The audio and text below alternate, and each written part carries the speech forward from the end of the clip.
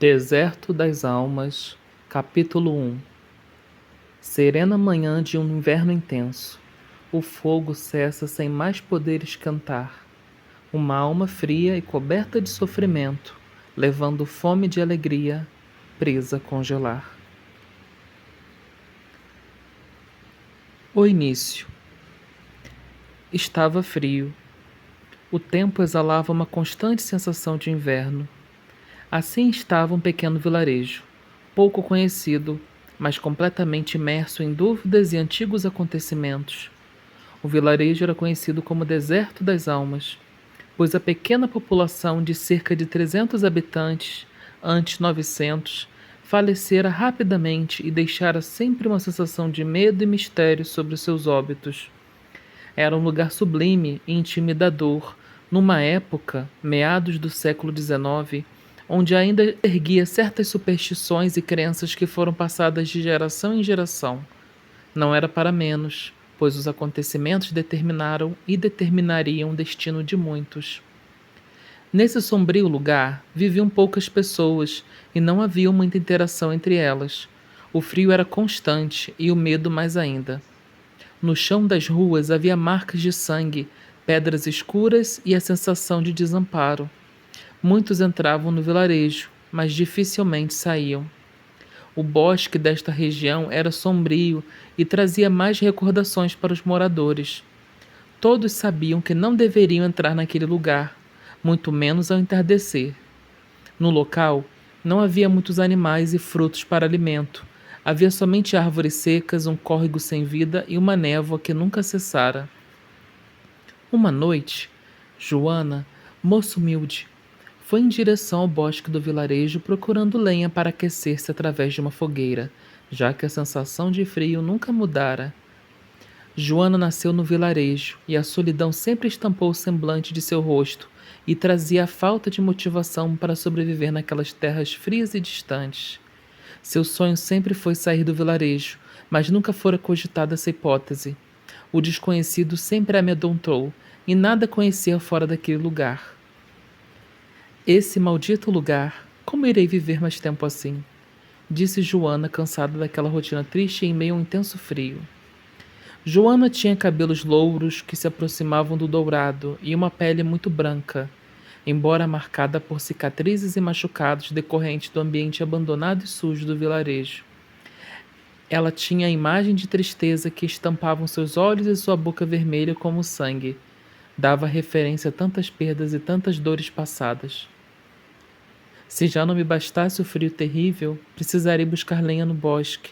É a única forma possível para não congelar nesse maldito lugar.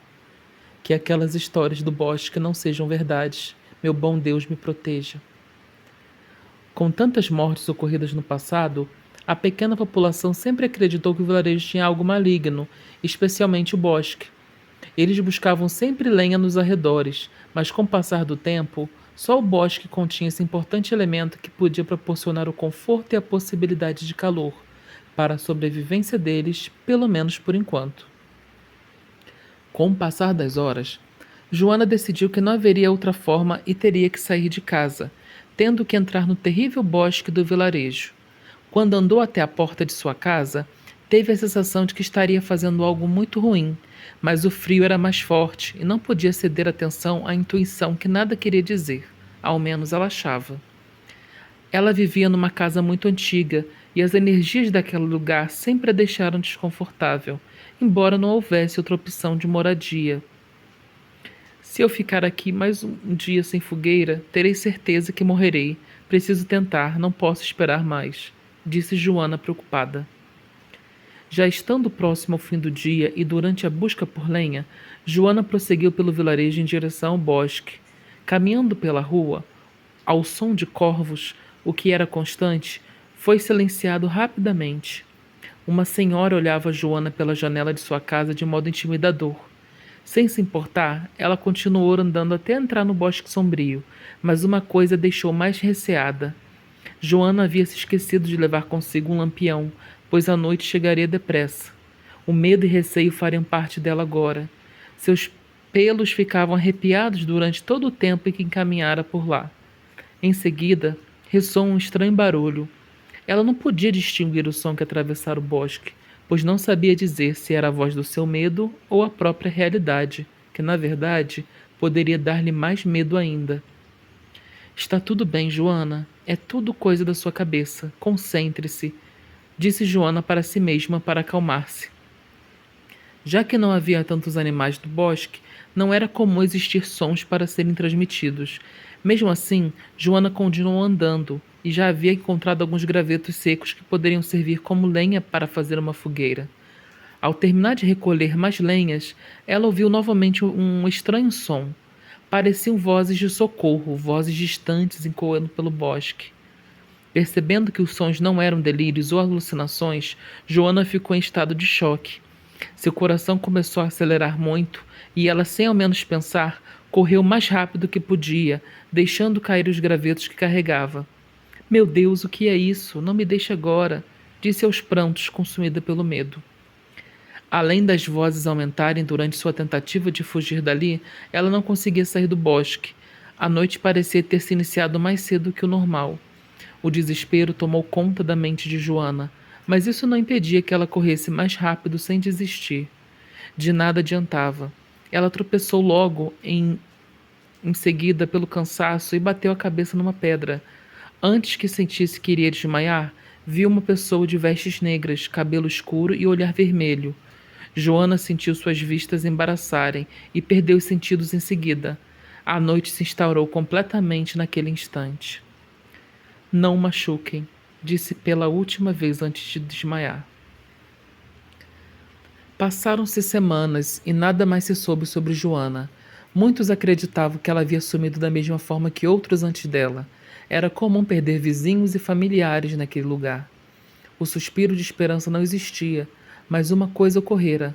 Algumas crianças ainda conseguiam vê-la correndo pelo bosque como vultos em meio a um intenso nevoeiro.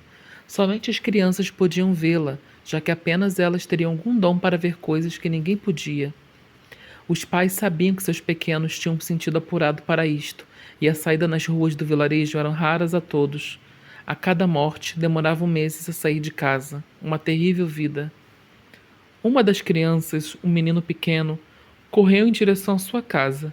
Ele estava sozinho e desorientado pelo medo, mas ainda sorria pela janela de sua casa, olhando o bosque, pois sua mãe, Joana, ainda estava lá e ele podia olhá-la de longe. Ele a esperava, buscando o calor no qual a lenha iria proporcionar e o calor afetivo de sua mãe. Estou com fome, estou com frio. Volte logo, mamãe, disse a pequena criança chorando.